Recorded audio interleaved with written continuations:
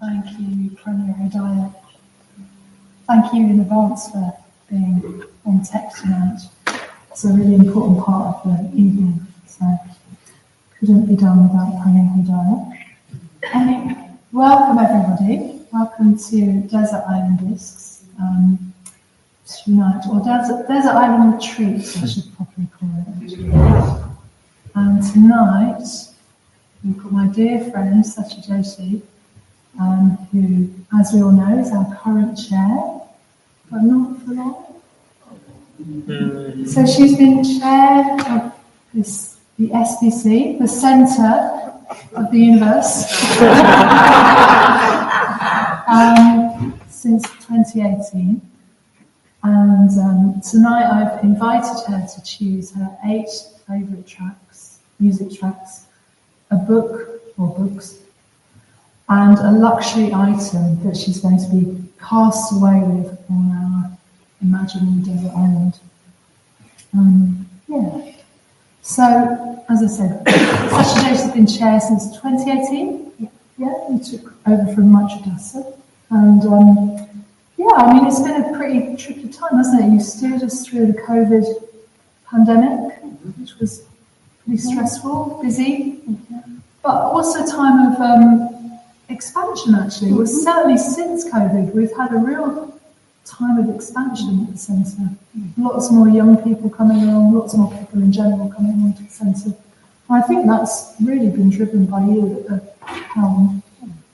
And obviously as the centre grows, the job of the chair grows, it gets busier and more complex, so I think Satyajyoti served us incredibly well.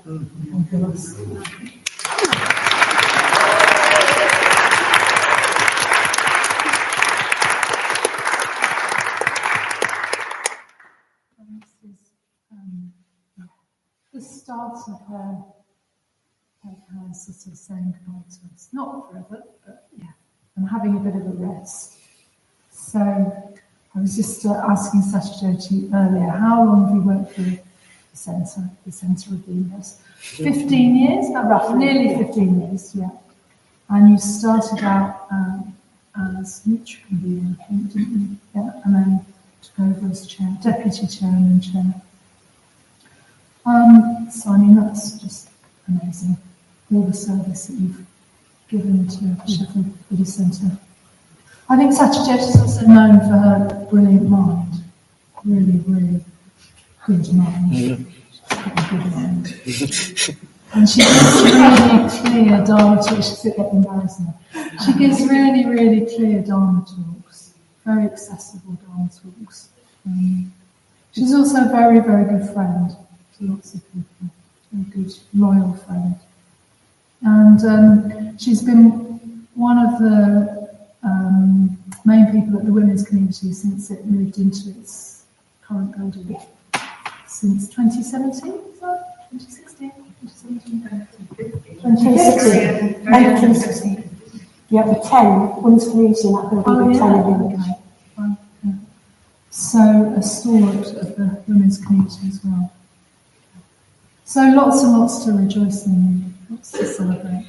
And tonight we're going to hear some more details about Satyajyoti's life and how she came to be sitting here now. Yeah.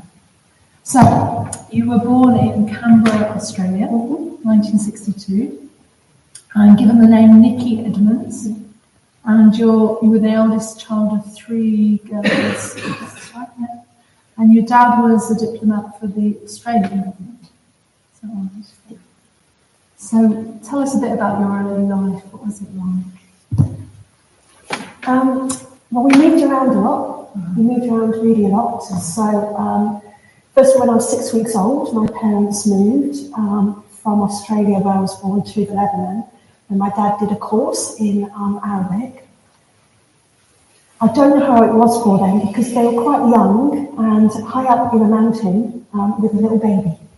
So I don't think it was that easy for them, actually. And I think although it sounds really glamorous, the whole diplomatic thing and all the travel and stuff, I think it was pretty tough for them, actually. Quite soon they had 3 little kids, moving a lot, neither particularly suited for the roles that they found themselves in. So my dad was very shy. My mum always said it'd been better if he'd been a gardener, he'd have been happier. So being a diplomat wasn't his kind of best way of living. And my mum had to be a diplomat's wife in the 60s, and she was far too intelligent and educated for that. You know, it was like, so they found it quite challenging, actually. So, but you ended up moving to Manchester. Yeah. So, I think when I was about 6 or 7, my dad was in Nairobi. We were all in Nairobi in Africa, which I do remember. So some of the places we went to, I don't remember at all. But I do remember Nairobi. And I think there are a number of reasons, but my dad decided to stop working in that job, partly because I'd have had to go to boarding school in Australia. So I'm really grateful for them, actually, that they made that decision, because that would have been a really painful thing, you know, and other reasons as well. But anyway, so they ended up moving to the UK, where I stayed with my granddad in London for a while, and then my dad got a job in Salford, and we moved to Manchester. Okay, so what was that like? It was a complete shock. So I think it was just like, we moved in the winter, it was really cold. It was just a culture shock for all of us. Yeah. Sure. Even though I was like, I spoke English, I suppose with an Australian accent, and it was just, the culture was really different. Like, I remember my first day at primary school, a boy said to me, do you support United or City? And I didn't know what a United was or a City was, and I just had to guess, and luckily I guessed United. So I supported Manchester United, but it's just like, my understanding of what was going on quite often was pretty limited, actually. But I think I soon lost my accent and soon that fitted in. And you've got some good memories, so maybe we should hear the first track. Do you want to tell us a bit about the first track? Okay, so I've chosen a song, I think Peter, Paul and Mary, and it's Puff the Magic Dragon, which is such a favourite of mine. It's sad, so I hope you're all ready for that. Well, I just really remember, so my dad loved music, and he had like a really great gramophone, like this wonderful shiny brown wooden gramophone. But we had this really great thing that younger people might not have come across, where you could play singles. And you could it's kind of a plastic thing, you had these singles, and you could layer them all up and then drop them down one after another, which me and my sisters just loved. So, Puff the Magic Dragon.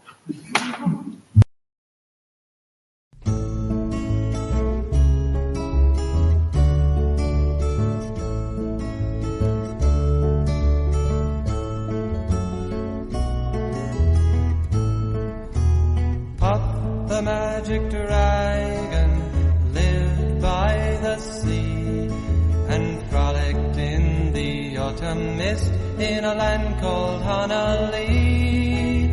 Little Jackie Paper loved that rascal Puff and brought him strings and sealing wax and other fancy stuff.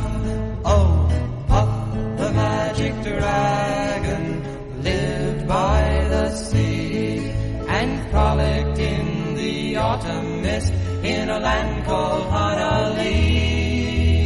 Puff the magic dragon lived by the sea and frolicked in the autumn mist in a land called Honolulu. Together they would travel on a boat with billowed sail.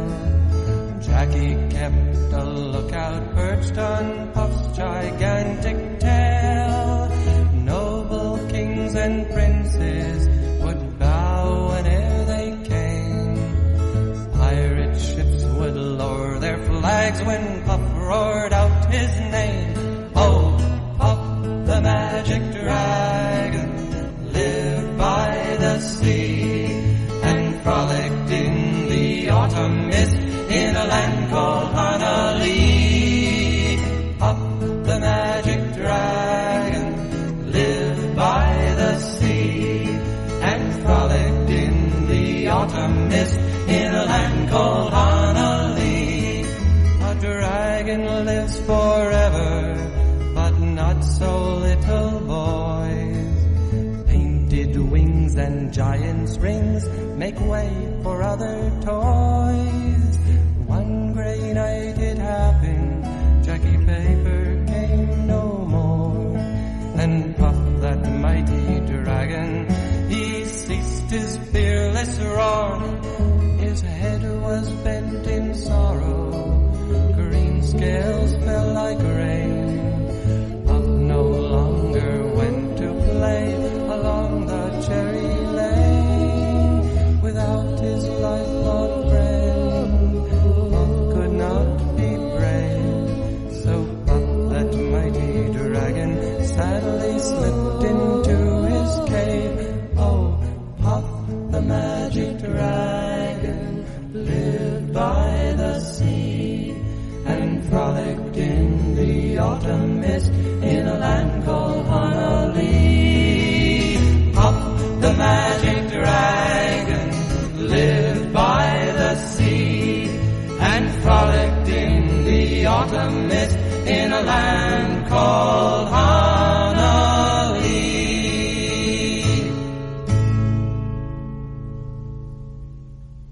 So lovely to be with us again. So, yeah, tell us a bit about your school life and your teenage life. So I lived in a suburb of Manchester, and I think I mean my dad is a university lecturer and my mum a teacher. What can I say? So primary school, and then I got a free place to a private school. In those days, you could get these free places if you passed those exams and all that. And went to a private school, and I'm glad I went to that school, but I wasn't brilliantly happy there. I don't think I'd been brilliantly happy at any school, actually. But and I think my family, there was a lot of things that still stay with me. There was a lot of talking about different ideas, books, lots of books in the house, a lot of going out to nature. My dad used to take us for walks most weekends. Lots of animals, pets, great, cats and dogs. I don't know how my parents did it really, particularly my mum, who did a teacher training course, then worked as a teacher, bringing up 3 children, and was always making things. It's like I've still got cardigans that she knitted, a quilt, things, just so many things that she seemed to make as well as doing all that. Oh, and then she did an open university course in psychology as well. So it's just like so both of them. And my dad, quite interestingly, for instance, he brought me a copy of, so I grew up near Stockport, and there's these big bridges there that the railway goes across, and during Victorian times, I think it was, there were lots of poor people who used to sleep under them. And my dad brought me a book by Frederick Engels that was all about, Frederick Engels was really influenced by the plight of those people living under the arches. So, he was just really kind of bringing all those ideas and things into the house. But I think I was always looking for something more. You know what I mean? It was like, even though that was something, there was a lot of such great things happening, there was something about I kind of yearned for more connection. I suppose a sense of something more magical or holy, I guess. Yeah. So I did for a while become a Christian.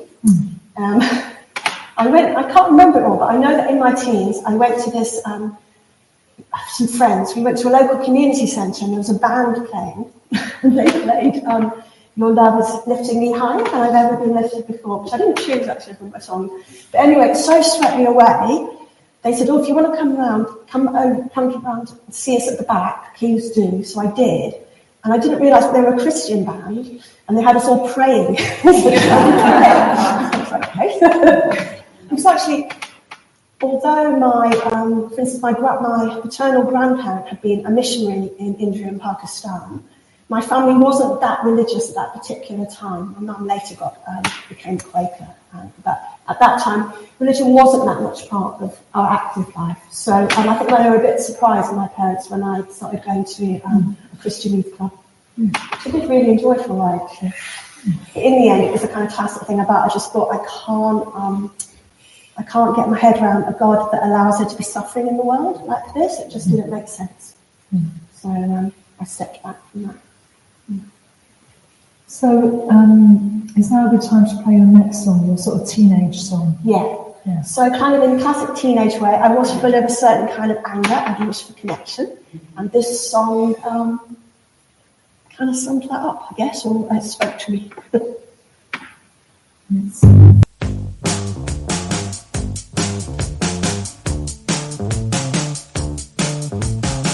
It's not important for you to know my name, nor I to know yours. If we communicate for 2 minutes only, it will be enough.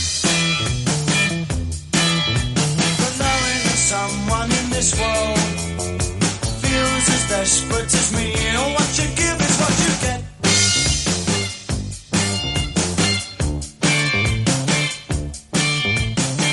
It doesn't matter if we never meet again, but we have said we'll always remain. If we get through for 2 minutes only, it will be a start. For knowing that someone in this life loves with a passion called hate, and what you give is what you get.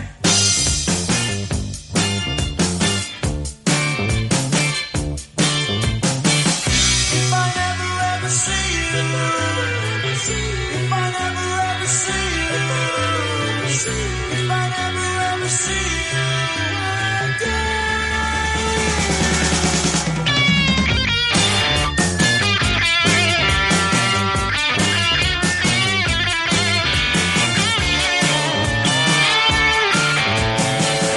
If I never ever see you, if I never ever see you, if I never ever see you again.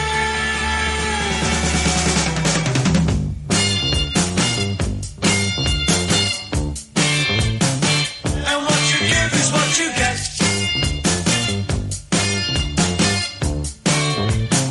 And what you give is what you get.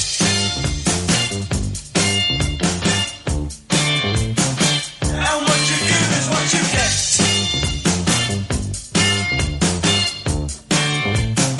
And what you give is what you get.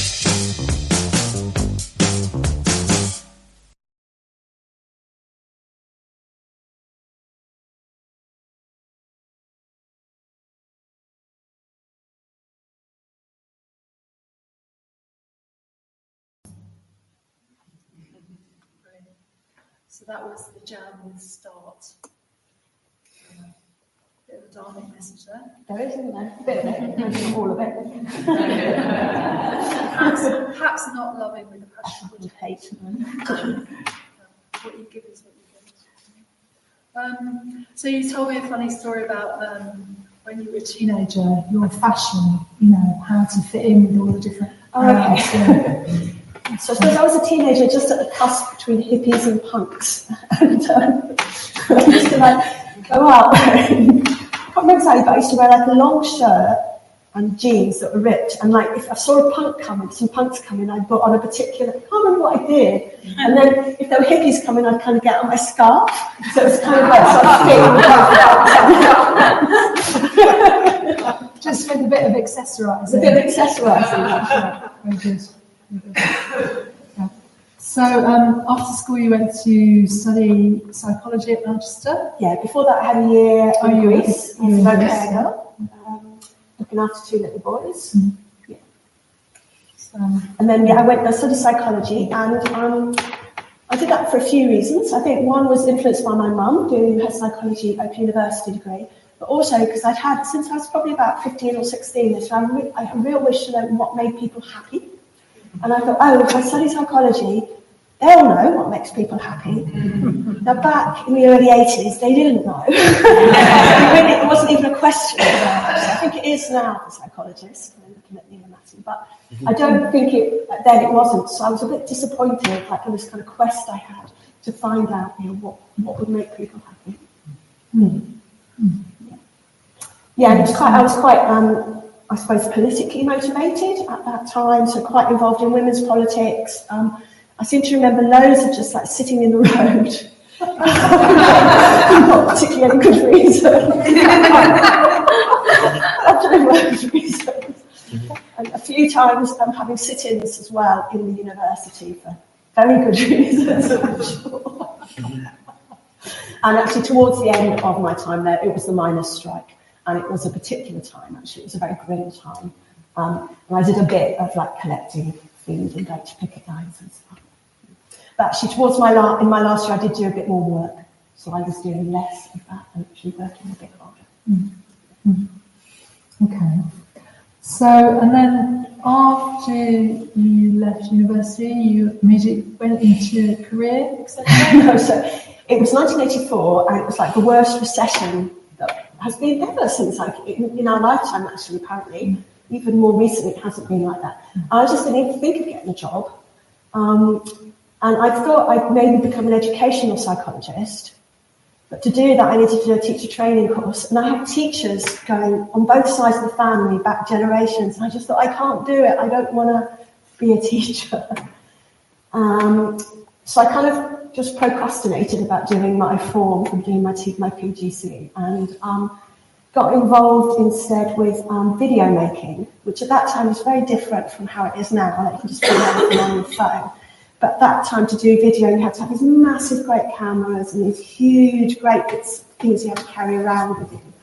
And I particularly got involved because there's an area in Manchester called Hume that at that time was really run down, with all these flats that had been built with great plans but had gone badly wrong.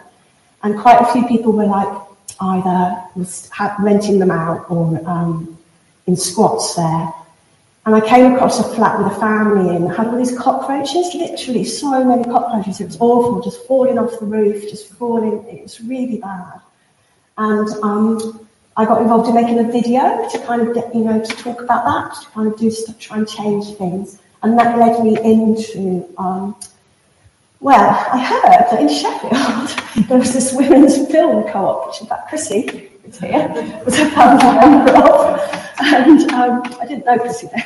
And I thought, well, we could do that in Manchester. So I bought an advert in this shop called Grassroots, because this is all pre-internet, so you couldn't get hold of it. So I put an advert in the Grassroots bookshop. And I thought, some women will turn up who know about filmmaking. But 7 of us turned up and none of us knew about filmmaking at all. But we kind of went ahead and set up as a co-op, making videos. And we got some work from the City Council. We got some work teaching other people how to do videos and stuff. And we made various things and gradually we learned. I went on a course as well. Yeah. I mean, and then that lasted for a few years, which was quite good. But after a while, it wasn't actually. We got what was called the enterprise allowance for a year, which meant we had a bit of money. After that stopped, we weren't making enough money to pay ourselves. But you were enjoying life? Yeah, I was quite into clubbing and all that at that time. So in Manchester at that time, it's called I don't know if people know the Hacienda. Okay, so kind of before the Hacienda went into all the kind of Summer of Love stuff, there was like New Order and all that kind of factory stuff. So I used to go there, and I felt really cool because I knew the guys that did the projections. My girlfriend worked in the bar, used to give me all free cocktails, and things like some of the films we made got shown there, and so it was a particularly exciting time. Hence the next record. But we're not having all of it, are we? No. So should we have the next? Some of you will recognise this, I'm sure.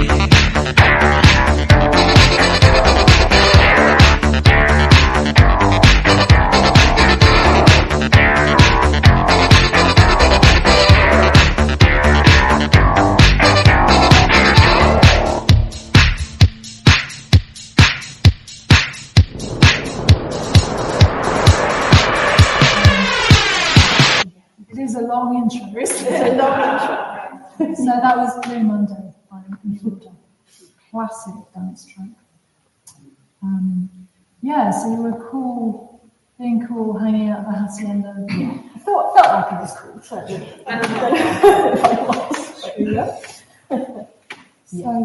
But then, I got a sort of a government kind of scheme job at the Museum of Science and Industry, which was really interesting in Manchester for about 9 months. And I got to make like a slideshow about the history of aviation, which was great. And I got to dress up as little cat and stand on a steam train.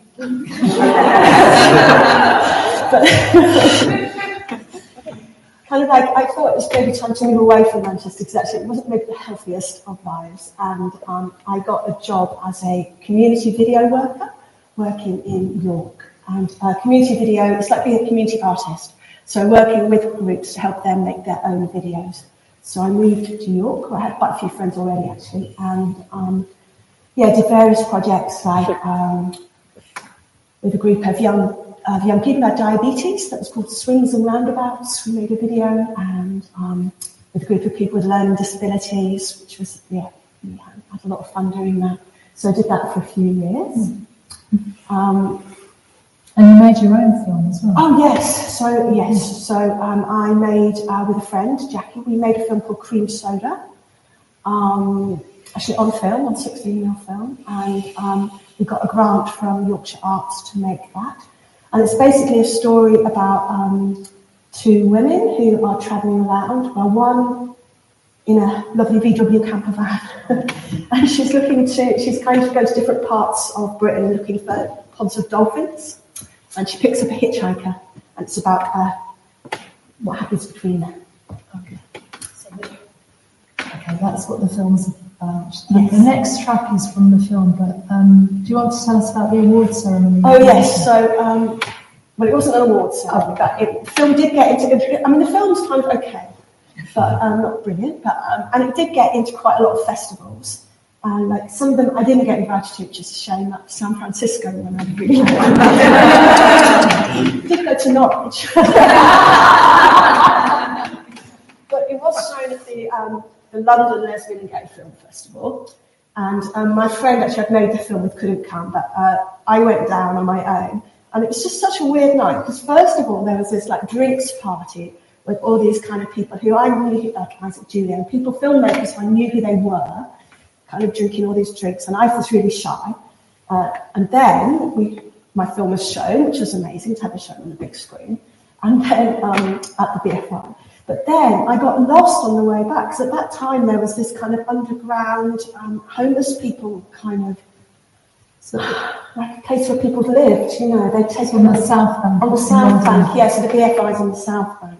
And a whole load of homeless people had started living in the basements, or in the kind of, I don't know what you'd call them. Anyway, not very beautiful places. So it's just the juxtaposition of those two worlds I found just really such a strong impression on me, actually. Yeah. So the next track is from the film. Yeah. And it's also a Manchester band. No, from Northern Ireland. Are they? Yeah. Okay. Not Manchester.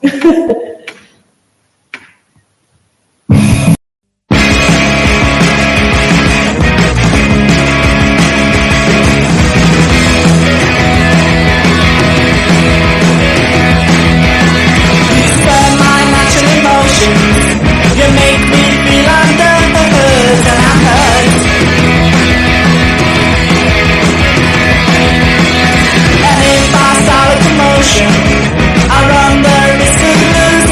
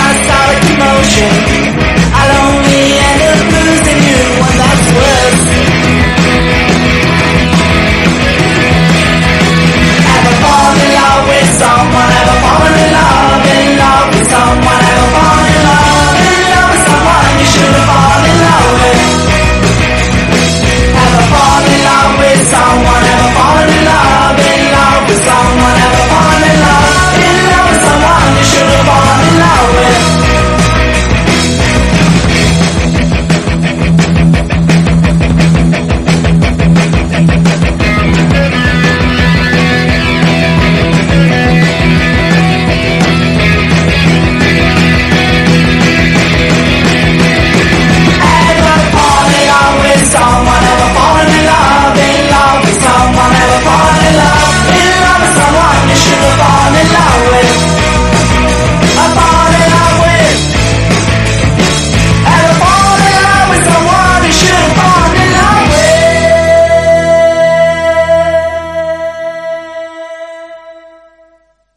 That's not my next question.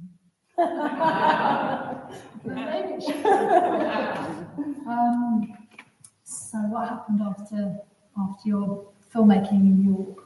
Where did you go next? I came to Sheffield. I came to do a postgraduate course in fiction filmmaking at Salter Lane, actually, at first. So I was kind of about 30 by then, and I found like I was really old. Because now, obviously, that seems quite young. But it was a great year. I watched a lot of films. I played about doing filmmaking and stuff. It was a good year. I think I also realised, I could just see that there was a particular woman on the course who just had such a flair for filmmaking.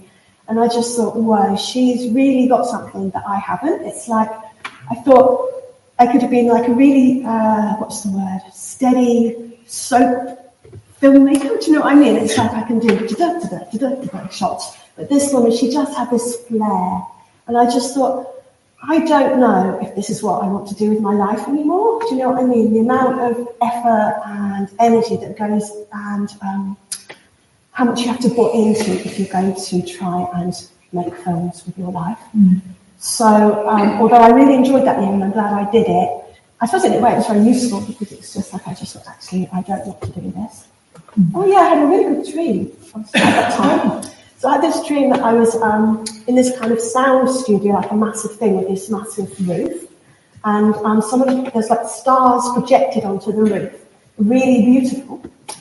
And then they opened the roof, opened it up, and you could see the real stars beyond it, and they were far more beautiful than the projected. So something about real life being much more beautiful, perhaps, than films make that. So what happened? So then I needed to get some money, really. I needed to earn a living. So I got a job in Birmingham, at Birmingham Centre for Media Arts. It's a shame that Andy's not here because he's got a cold, but I always say Andy interviewed me for the job that I got in Birmingham. And it was a mixed blessing in some ways, because actually I moved to Birmingham, I didn't have any friends, I didn't know anybody. And what had happened is there'd been two small arts organisations that had been closed down by funders. Some people made redundant and some people kept on. And then they'd been forced into this new organisation, Birmingham Centre for Media Arts, that I became the director of in my early 30s. And it was a bit of a shock because it was very dysfunctional. People weren't talking to each other. If someone rang the doorbell, no one would go and answer it. And I got quite stressed. Just like I found life really difficult. And I wondered what to do about it. So I thought, people say that meditation is good for it.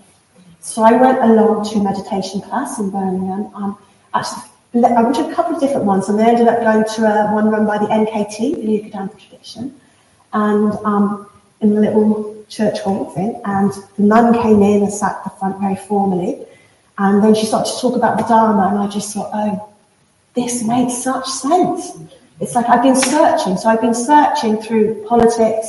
I've been searching through kind of film or media arts or kind of community arts work, looking for something that made sense. And then there was this just fantastic description of the human condition that she started to talk about. So I loved that. And then we did some meditation, and I was just like, could not do it. So my mind was so busy. Meditation didn't work for me, but the Dharma just really got me in. And before long, I'd kind of got quite involved with the NKT, and they bought a big house. They took on quite a big project. They wanted me involved because I was young, and it just was quite a lot of pressure on me, actually. And I started a new relationship with somebody and was going out. He's a climber and walker, and I was going out to really wild countryside, and just like the pull of like them wanting too much from me, the pull of the wild, I guess, and also the NKTs at that time. There was a Guardian article about them, and I thought, oh, they must be really dodgy. There's a Guardian article.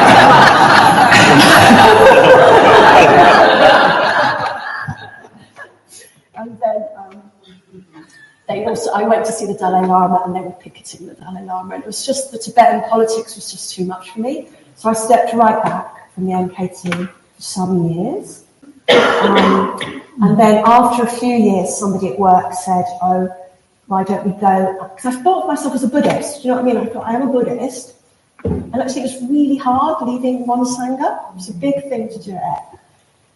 But after a few years, someone said, oh, why don't we go to the FWBO, as it was then? And I went along to a house in Birmingham where Satyajyoti was teaching class, and started very slowly to get involved with the Birmingham Sangha, but much more slowly.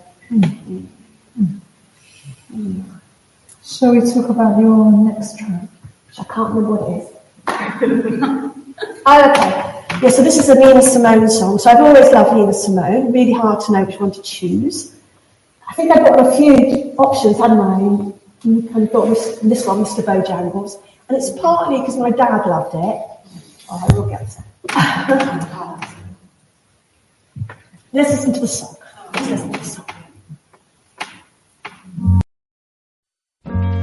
I knew a man, Bojangles, and he danced for you.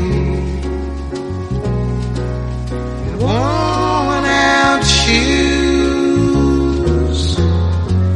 with silver hair, a ragged shirt and baggy pants. The old soft shoe.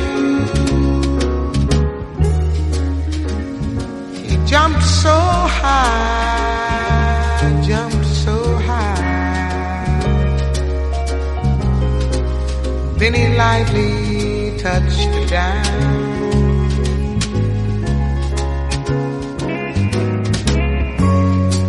I met him in a cell in New Orleans. I was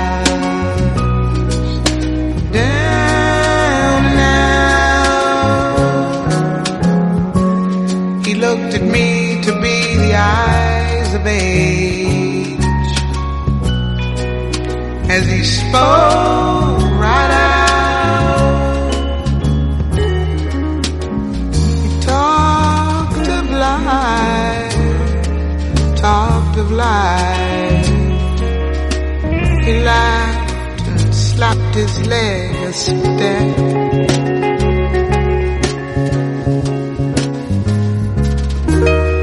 Mr. Bojangles,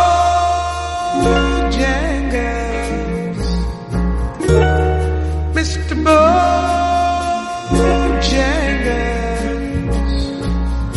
Mr. Bojangles, stand.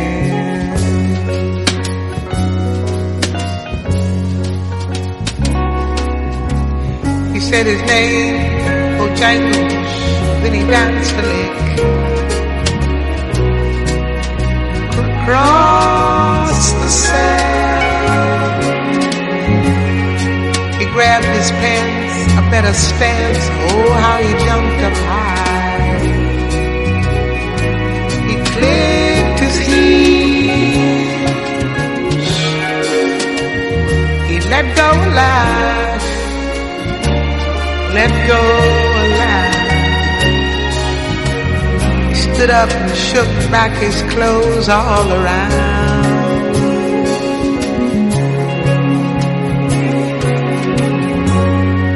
He danced for those at minstrel shows and county fairs throughout the South.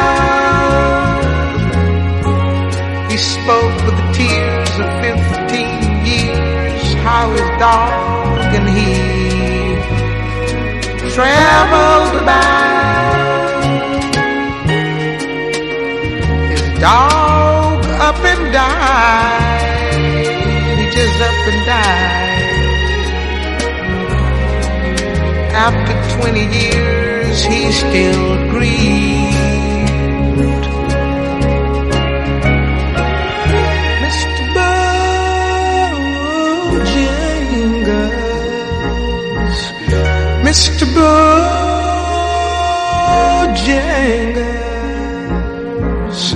Mr. Bojangles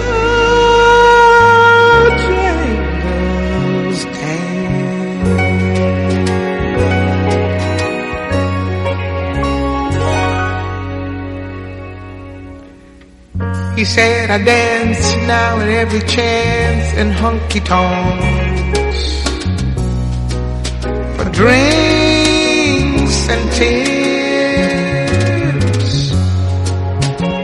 But most of the time I spend behind these county bars. He said, I drink a beer. He shook his head.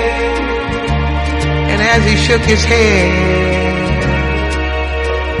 I heard someone respectfully ask, please,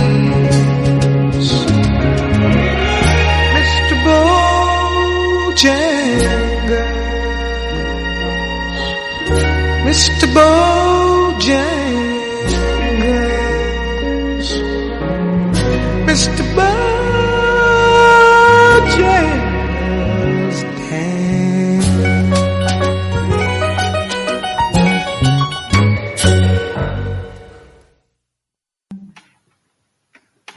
So that reminded you of your dad?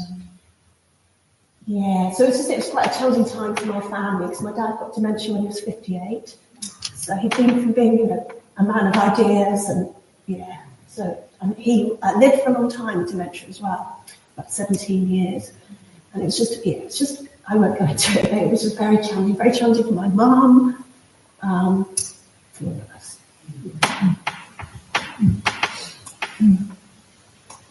You were getting more involved with the SWBO? I was sort of getting involved with Birmingham, and then I realised I felt like I wanted to settle down somewhere. I didn't want to settle down in Birmingham, so I remembered how much I loved Sheffield, and I'd heard it was quite a good Buddhist centre in Sheffield. So I thought I'll move to Sheffield, and I got a job with the Community Media Association, so that was really good. And I moved to Sheffield. It did take me nearly a year to find the centre in Brookhill. At least twice I went looking for it in the car, kind of like, just anyway. I guess it's more about me and my state of mind. And eventually I did find it and started going along. I remember a mega Mati. I think with Danny was away on the ordination retreat actually when I first started going. But then Matty was very much there. And I think I got more and more interested. And then I remember very clearly reading the booklet, Taste of Freedom, Banta's talk. And I just thought, this makes such sense to me. This is what I want to do. I want to get ordained into this. I suppose I should have become a mitra first. My commitment was kind of made from then. I think because I'd known that I was a Buddhist looking for a sangha, as it were, looking for a place, it was like, So I think the way that he wrote and talked about, articulated the Dharma, I just thought, this is what I'm looking for.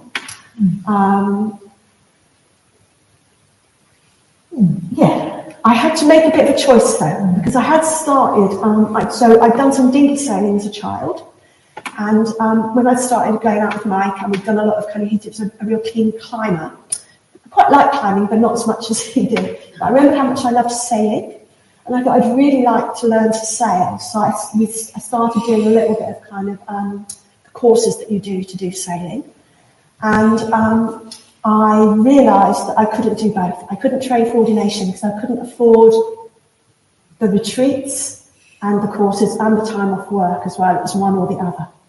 So I decided to train for ordination.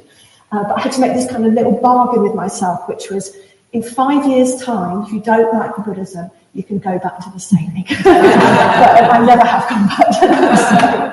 But it's interesting because there's something in common with both of them, which kind of called to me. I think it's like the idea of freedom and kind of like the vastness of the ocean with sailing. This idea that if I had the skills, I could sail anywhere, and the kind of openness of that. And then the sense of the vastness of the Dharma, and that if I knew what I was doing, it kind of opened up something I would never come to the end of in this lifetime.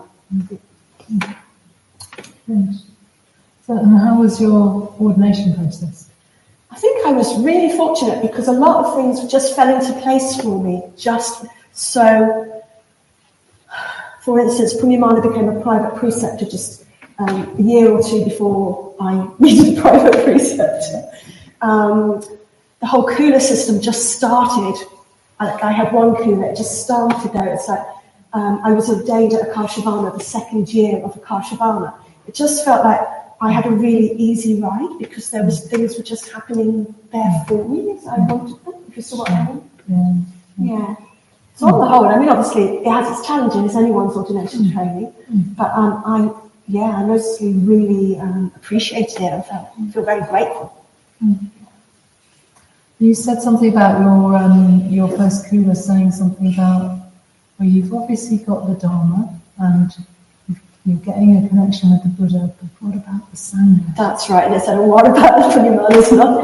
And maybe that's through my Kula as well. So, well, what about the Sangha?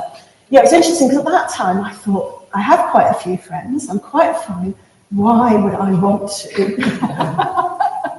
Spend time with those. Why would I want to do this? And interestingly, since then, I've just gone through such a massive turnaround, so much so that, like, I think the Sangha has been for the last 15 years my main practice. You know, it's like, without a Sangha, you can't do it. Do you know what I mean? It's just like, it's impossible. So, really interesting, just, what a turnaround I've had. So you went to Akashavana in 2008? Yeah. Tell us a bit about your ordination retreat. What was it like? It was mixed. It was challenging, but very challenging at times, actually, because the weather was just terrible. And it rained. It was cold and it rained. And interestingly, this year, actually, I was talking to a few people who'd been on the team of that retreat. And they were going, yeah, it was. I also, it was my kind of whatever. You know, my mind was like creating. They were going, no, that was particularly just so hard for everybody. Because Akashavana was not yet, it was set up for the heat of the Spanish summer, not for freezing cold and endless rain. You know, it was really grim for me at times. But then, after the ordinations, the private preceptors left, and it's like the sun came. Oh, they had to be like, it was really difficult for them to leave because of floods and all this kind of stuff. Anyway, after that, the sun came out. The vultures who'd been missing, because there were beautiful vultures at Akashavana, they came down. And then we had for the next number of weeks of just glorious weather, and I really enjoyed it. And it's like, I had a little bit of a kind of wobbly thing around joining the order on the day of my public ordination. But since then, I haven't regretted it at all. It's like, luckily, I seem to get no wobbles then. And since then, it's been, I've just been really, really, really grateful to be in the order. Do you want to tell us about your name? Yes, so my name, Satyajyoti, means light of truth, which I loved straight away.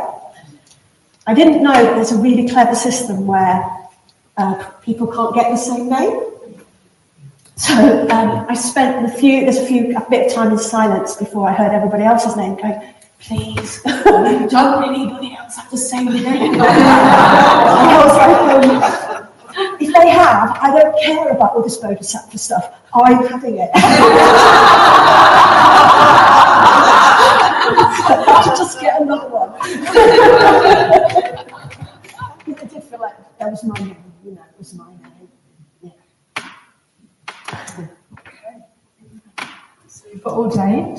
You're back in Sheffield working for the India Dharma Trust? Well, I kept working for the Community Media Association and then like a consultancy company after that.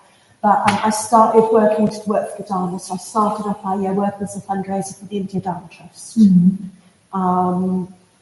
that leads into the music. Yeah, that's good. So part of that, at one point, I took some of the Indian Dharma Charinis on a little tour to Blackburn, actually. And in Blackburn, I remember they'd stayed in somebody's house, and I went there, and he played this song, and it just blew me away in a particular way. So let's have this song. It's quite long. You have to just really get into a meditative state.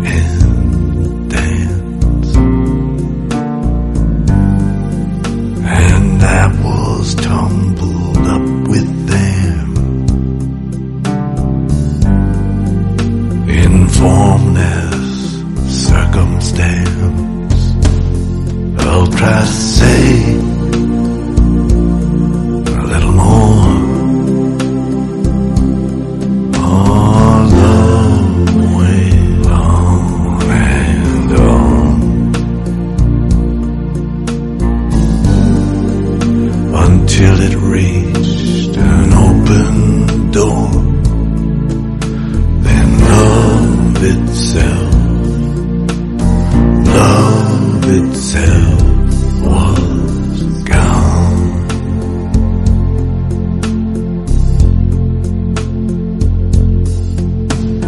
Love itself was gone. Love itself.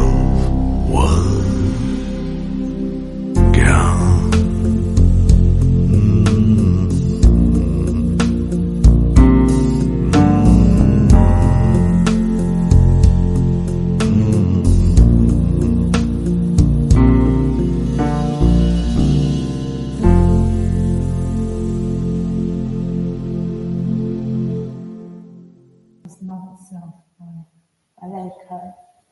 I could have had a lot of Leonard Cohen songs actually.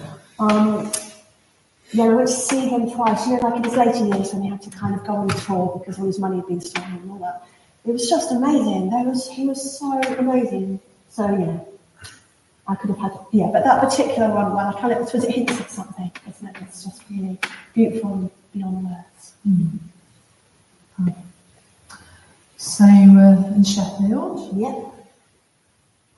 Starting to work for the centre? Yes, so I started part-time working for the centre, I don't know when, maybe 2011, I think. Yeah. When Vajratara was talking about leaving, I went to talk to her about maybe I could do what she did in the office, and she said, oh, well, she didn't do much in the office, but maybe I could be one of the women's literary conveners, which completely, I thought, really? Anyway, I was. Mm-hmm. So with, first of all, with Science City, and then with Diet Porn. So, and for quite a long time, I was part-time at the centre, so part-time working in another job, and then coming in the afternoon to the centre. So working hard for the Dharma, and then in 2015 you moved into the women's community. Yes, so. I think it was 2015. Yeah. 2015, yeah. I mean, I remember you saying because I was in your Mitch group, I remember you saying, well, if I move into the women's community and I'm working at the centre, then that will be my whole life in Buddhism. That's what I remember you saying. It's kind of like all of it. So it's quite a big deal. Yeah, it's quite a big deal. I was doing the classic 3 C's, I suppose, yeah. Living in a community, working in my livelihood, dedicated to the centre.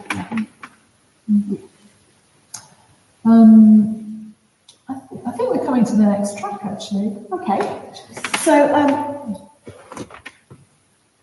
I feel like I should know more about classical music than I do. Okay, I feel like it's one of those things, isn't it? It's a kind of true Ratner Banty thing. Improve, get better in your whatever. But I do like classical music. And I do go and see it live quite often, but I never seem to listen to it at home somehow. But this song just stands in a way for all those classical and beautiful, particularly sacred music actually, that I've heard over the years. And it comes from, I went with Dharma Mai for a weekend to York on holiday, and this was being performed in a church, not in the midst of it, in a church. And it's really beautiful, I think. And it also just represents all that kind of sacred music that maybe I'll learn more about. Maybe if I ever do this again in 20 years or something, I'll learn more about it anyway. So, shall we pronounce it? We had to ask Satyajyoti.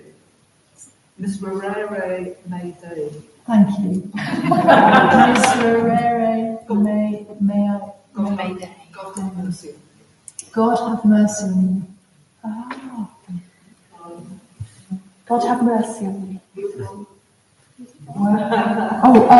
Well, this is sung, I think it's the Perry. Anyway, it's sung by the choir of Trinity College. We'll play it. Say this one.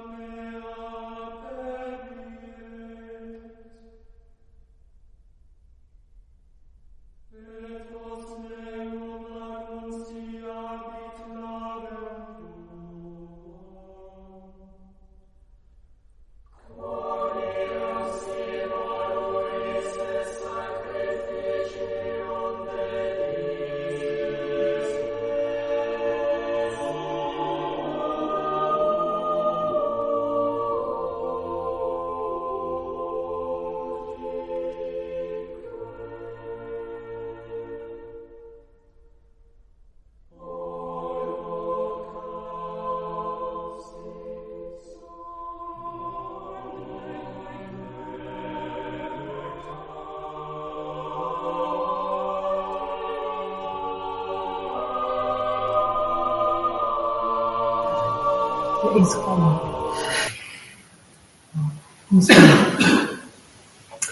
Well, we're coming to almost your last, well, no, nearly your last track, so Just one left. Yeah. just one left. 2018 you became chair of the Buddhist Centre. I think you said you were a bit worried about what was going to happen. My big fear was what would happen when Matty died, actually. Because I just thought maybe through that one would kind of collapse in on itself in some way. But actually, and that happened in that October of 2018, actually everything had been so well thought through and planned. And in a way, I think the order had already gone through so much before then that it didn't happen at all. In fact, the order was much stronger in a way. So that was the thing I was worried about. I hadn't thought there might be a pandemic.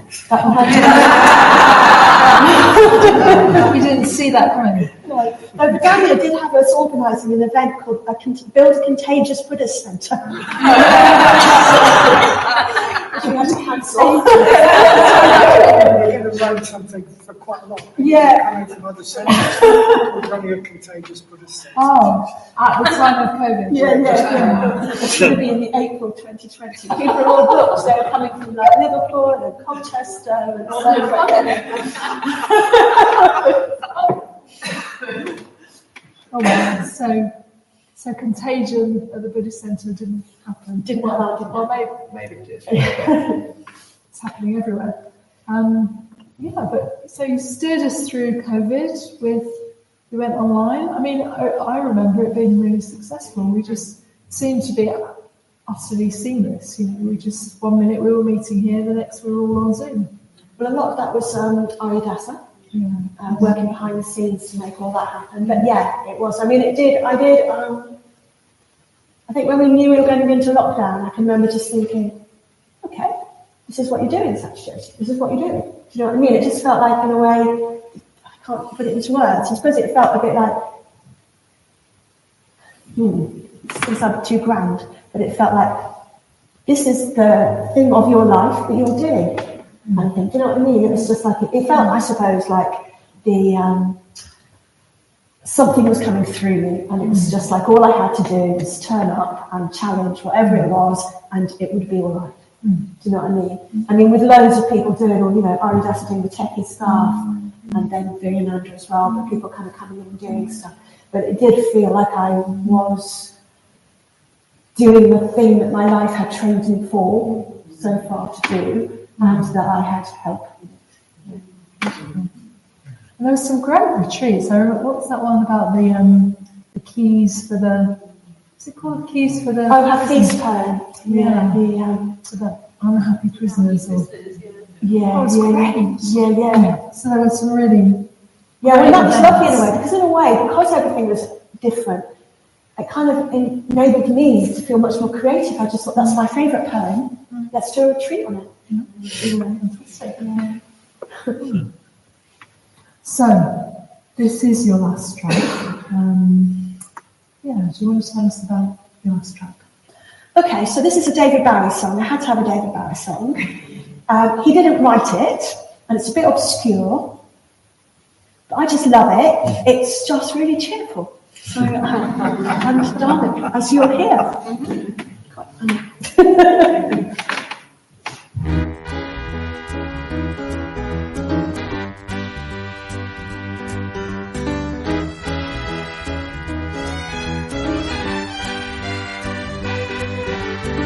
Fill your heart with love today. Don't play the game of time. Things that happened in the past only happened in your mind, only in your mind. Oh, forget your mind and you'll be free, yeah. The writing's on the wall. Free, yeah, and you can know it all if you choose. Just remember, lovers never lose, 'cause they are free of thoughts unpure and of thoughts unkind. Gentleness clears the soul, love cleans the mind and makes it free.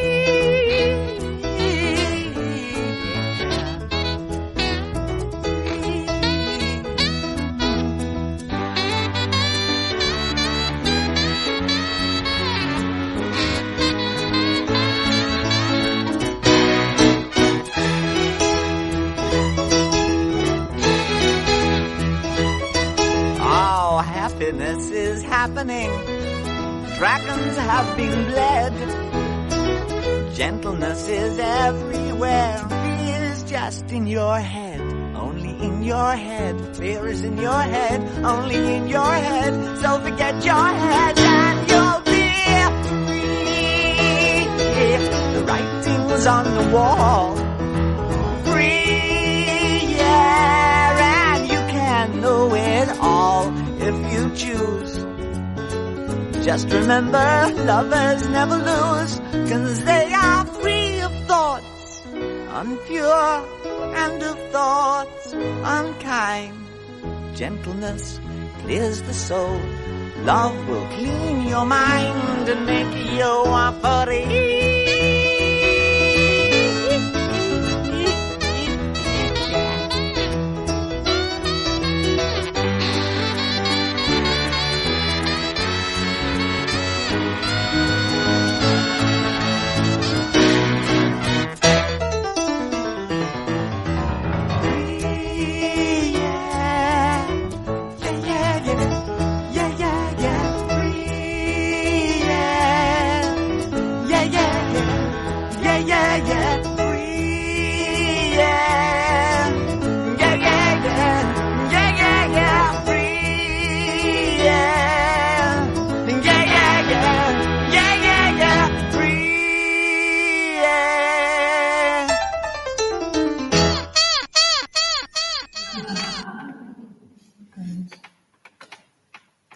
Okay, so your last track, nearly time to cast you away.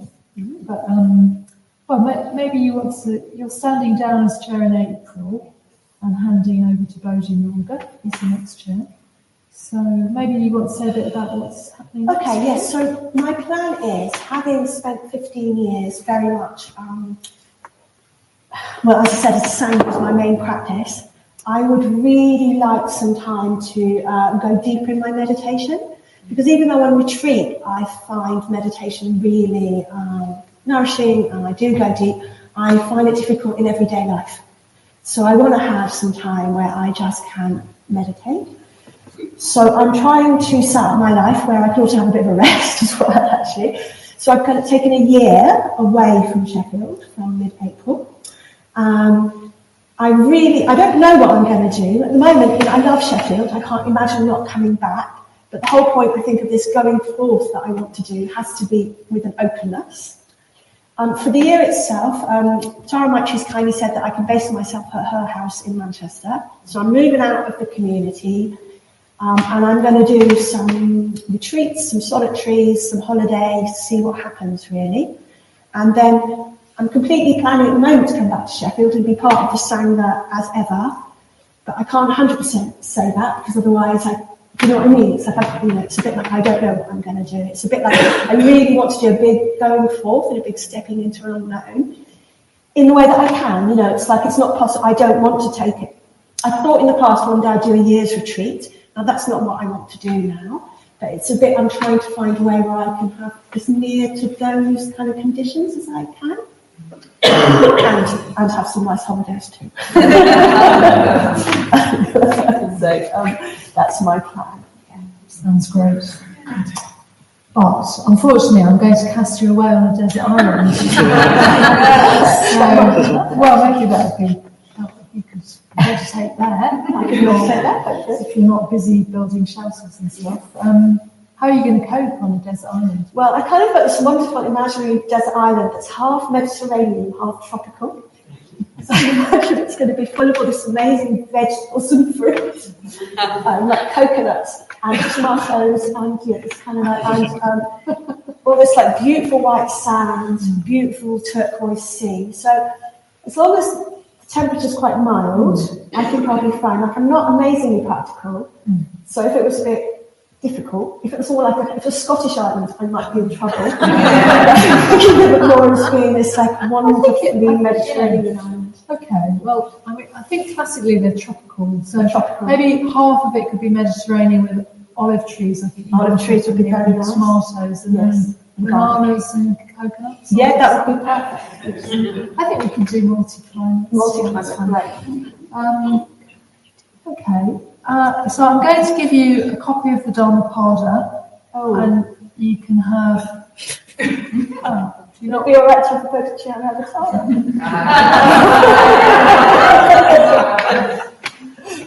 Honestly. Thank you. Nothing wrong with the Dhammapada, but I just love this book. And you're getting all of Bante's memoirs. Now, I didn't bring them all up because of it here. So you've got a lot to read. I hope I don't have to swim from the boat to the desert island. But that's amazing. So I told her she had all of Bante's memoirs, and I said, well, you can bring a book. So she said, oh, well, I do read a lot, so can I have all of Dickens? As well as all of Bante. So we've got some Dickens as well. Thank you. So I think that's quite generous of you, really. And you get a luxury item. Okay, well, at first, because I love olive oil, so I asked you if I could have an olive press to make my own oil, but you said... I said that's a bit too practical, really. It's got to be a luxury. Okay, so I've asked for some prescription goggles for swimming in that beautiful turquoise water. Okay. So you can see the fishes on the reef. On the reef. And spot the sharks coming. Okay. So so that's us. What track you get if your track's got water? Oh, it has to be Fill Your Heart. Okay. The last one. So a bit of David Bowie. Bit of David Bowie, bit of Pajama. Yeah. Fill Your Heart. Lovely. Thank you, Satyajyoti. It's been a great pleasure. Thank you for sharing your life story and your tracks.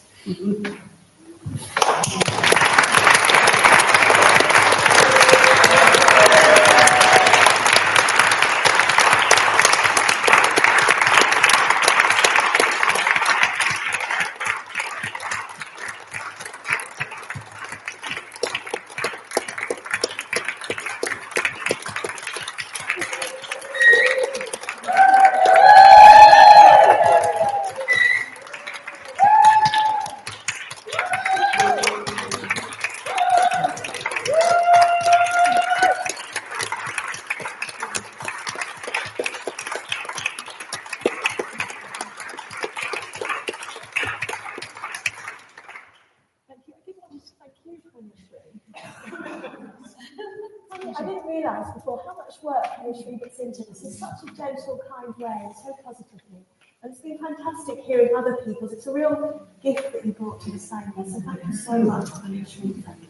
Hear everyone's story, and I love the music as well. Maybe we could have David Bowie to play us out.